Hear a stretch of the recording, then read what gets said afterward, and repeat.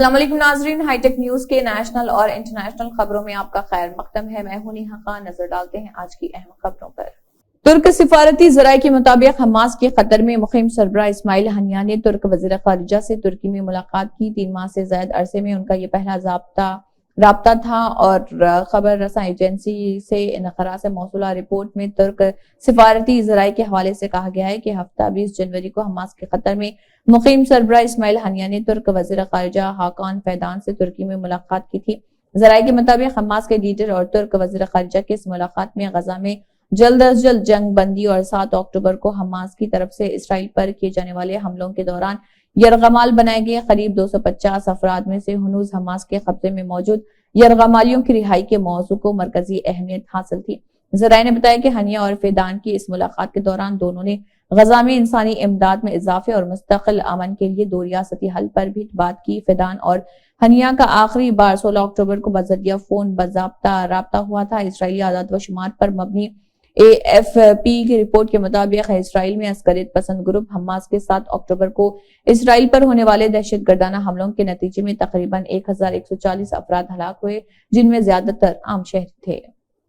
پراکرم دیوس 2024 کے موقع پر ایک کثیر جہتی جشن کا آغاز ہونے جا رہا، جس کے تحت لال قلعے پر بلا رکاوٹ تاریخی عکاسی اور متحرک ثقافتی اظہار کو ساتھ پیش کیا جائے گا۔ وزیر اعظم مودی 23 جنوری کو اس تقریب کا آغاز کریں گے اور یہ جشن 31 جنوری تک جاری رہے گا۔ جامع جشن کا اہتمام وزارت ثقافت نے اپنے متعلقہ اداروں جیسے کہ archaeological survey of India, national school of drama, Sahitya academy اور نیشنل آرکائیوز آف انڈیا کے تعاون سے کیا ہے۔ پروگرام کے ایک حصے کے طور پر اس پروگرام کے تحت متعدد سرگرمیوں کا اہتمام کیا جائے گا جو نیتاجی سبھاش چندر بوس اور آزاد ہند فوج کی عمیق وراثت کو بیان کریں گے۔ لال قلعہ نے نیتاجی سبھاش چندر بوس اور آزاد ہند فوج کی داستان میں اہم کردار ادا کیا ہے۔ لال قلعے کے اندر ایک میوزیم بوس اور INA کی وراثت کے تحفظ اور وقار کے لیے وقف ہے، جس کا افتتاح بھی وزیر اعظم مودی نے 2019 میں نیتاجی کے یوم پیدائش کے موقع پر کیا تھا۔ لال قلعے کے ٹرائلز میں کلیدی شخصیات کے طور پر کرنل پریم سہگل، کرنل گرب بخش اور سنگھ ڈہلون اور کرنل شاہنواز خان کے نام تاریخ میں کنندہ ہیں۔ سپریم کورٹ کے حکم کے بعد بلقیس بانو کیس کے تمام 11 ملزمان نے سخت پولیس نگرانی میں گودھرا سب جیل میں خود سپرد کی۔ سپریم کورٹ نے بلقیس بانو کیس کے ملزمان کو گجرات حکومت کی طرف سے دی گئی معافی کو منسوخ کرنے کے بعد انہیں 21 جنوری تک جیل میں پیش ہونے کا حکم دیا تھا۔ تمام 11 مجرم 2 نجی گاڑیوں میں رات 11:30 بجے سنگوار رندھی کپور سے گودھرا سب جیل پہنچے اور خود سپردگی کی۔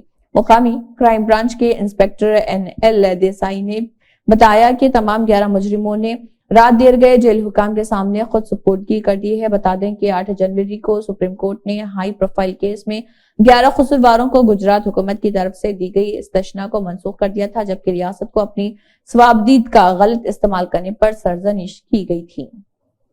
وادی کشمیر میں خشک موسمی صورتحال کے بیچ شبانہ ٹھٹھرتی سردیوں کا زور برابر قائم رہتے ہوئے سری نگر میں کم سے کم درجہ حرارت -5.3 ڈگری سینٹی گریڈ ریکارڈ ہوا۔ ادھر محکمہ موسمیات کے مطابق وادی میں طویل خشک موسمی صورتحال کا سلسلہ ماہ رواں کے اگلے آخری ایام کے دوران ٹوٹ جانے کا امکان ہے۔ متعلقہ محکمے کے ایک ترجمان نے بتایا کہ وادی میں 24 جنوری تک موسم مجموعی طور پر خشک رہنے کا امکان ہے۔ انہوں نے کہا کہ وادی میں 25 اور 26 جنوری کو موسم آبر آلود رہ سکتا ہے اور اس دوران پہاڑی علاقوں میں کہیں کہیں ہلکی برف باری کا امکان ہے۔ ان کا کہنا تھا کہ بعد ازاں 27 اور 28 جنوری کو بھی موسم آبر آلود رہنے کے ساتھ کہیں کہیں ہلکی بارشیں یا برف باری متوقع ہے، جبکہ 20 سے 31 جنوری کے دوران کئی علاقوں میں ہلکی سے درمیانی درجے کی بارشیں یا برف باری کا امکان ہے۔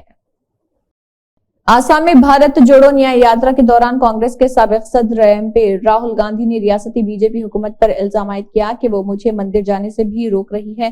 راہل گاندھی کی بھارت جوڑو نیائے یاترا فی الوقت آسام کے نگاؤں ضلع میں ہے۔ اسی ضلع میں وشنو سنت شنکر دیو کی جائے پیدائش بھی ہے۔ راہل گاندھی کا وہاں جانے کا پروگرام پہلے سے طے ہے۔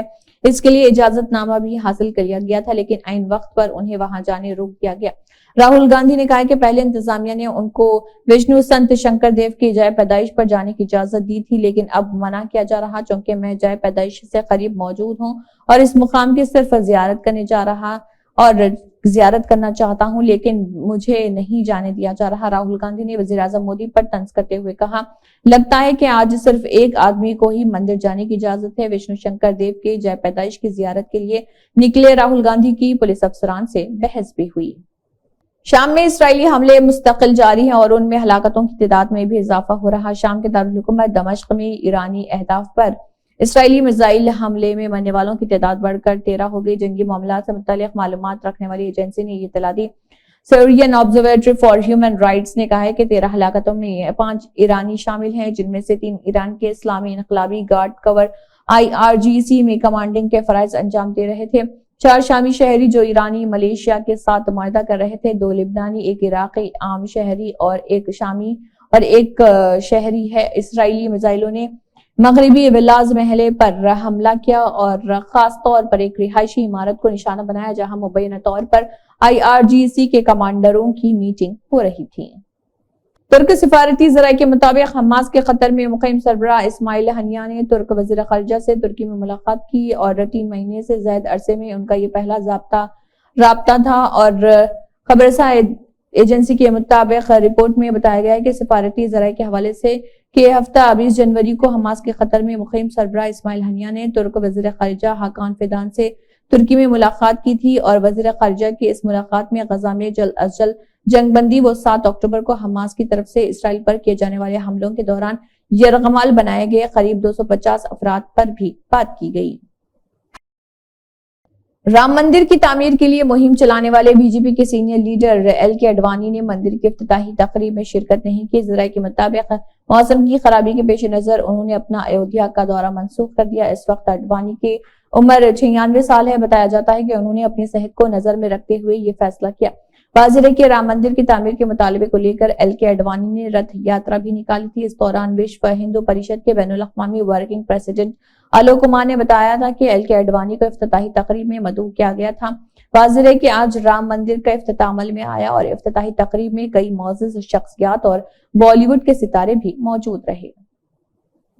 کانگریس نے CPIM مارکس وادی کمیونسٹ پارٹی آف انڈیا کے پولٹ بیورو رکن اور مغربی بنگال میں پارٹی کے ریاستی سیکریٹری محمد سلیم کو بھارت جوڑو نیائے یاترا کے مغربی بنگال سے گزرنے کے دوران شرکت کی دعوت دی۔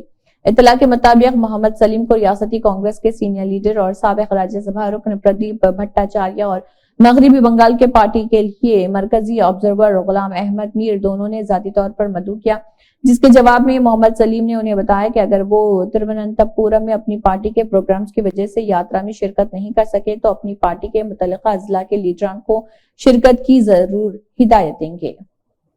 تلنگانہ کے ضلع جنگاؤں کے نیلو تلا گاؤں کے سرپنچ سی سروپا رانی کو یوم جمہوریہ کے موقع پر صدر جمہوریہ نے راشٹرپتی بھون میں ہونے والے ایٹ ہوم کے لیے مدعو کیا۔ تلنگانہ کے پنچایت راج کمشنر کو مرکزی وزارت پنچایت راج سے اس سلسلے میں انتظامات کرنے کی ہدایت موصول ہوئی۔ نیلو تلا پنچایت کو سال 2021-22 کے لیے آبی وسائل کی ترقی کے پروگراموں کو کامیابی سے چلانے اور پانی کی کفایت کے زمرے میں قومی ایوارڈ ملا۔ سرپنچ سروپا رانی نے گزشتہ سال منعقدہ ایک پروگرام میں صدر درپدی مرمو کے ہاتھوں سے یہ ایوارڈ حاصل کیا تھا۔ صدر جمہوریہ نے سرپنچ کو راشٹرپتی بھون ایٹ ہوم پر مدعو کیا۔ ملک کے صرف 8 سرپنچوں کو یہ موقع ملا ہے۔ سرپنچ نے کہا کہ انہیں اس سلسلے میں دعوت نامہ موصول ہوا۔ مرکزی حکومت کی جانب سے گزشتہ سال مختلف زمروں میں جن 46 قومی ایوارڈز کا اعلان کیا گیا تھا ان میں آبی وسائل کی ترقی کے لیے قومی سطح کا ایوارڈ دیا گیا تھا۔ آندھرا پردیش کانگریس کے نو منتخب صدر وائیس شرمیلا 22 جنوری 2024 پیر کو ریاست کی پارٹی صدر کے طور پر وشاکھاپٹنم کا اپنا پہلا دورہ کر رہی۔ وہ آسام میں کانگریس کی بھارت جوڑو نیائے یاترا پر مبینہ حملوں پر BJP کے خلاف کانگریس کے کیڈر کے احتجاج میں شامل ہوئی۔ آج کے OIL میں اپنے ایکس یعنی کہ سابقہ ٹویٹر بیان میں شرمیلا نے کہا کہ کانگریس پارٹی نے آسام میں بھارت جوڑو نیائے یاترا پر انتہا پسند BJP کے غنڈوں کے حملے کی سخت مذمت کی۔ BJP اس حقیقت کو ہضم نہیں کر پا رہی کہ یاترا راہل گاندھی کی قیادت میں بلا مقابلہ آگے بڑھ رہی، دلوں کو متحد کر رہی اور لوگوں کو متاثر کر رہی۔ کوئی تعجب کی بات نہیں کہ ہیمنت بسوا سرما کی بدعنوان اور آمرانہ حکومت پچھلے کچھ دنوں میں بار بار ان بدعمالیوں کی سازشیں کر رہی۔ اسی کے ساتھ ہائی ٹیک نیوز کے نیشنل اور انٹرنیشنل خبریں اختتام کو پہنچتے ہیں۔ اللہ حافظ۔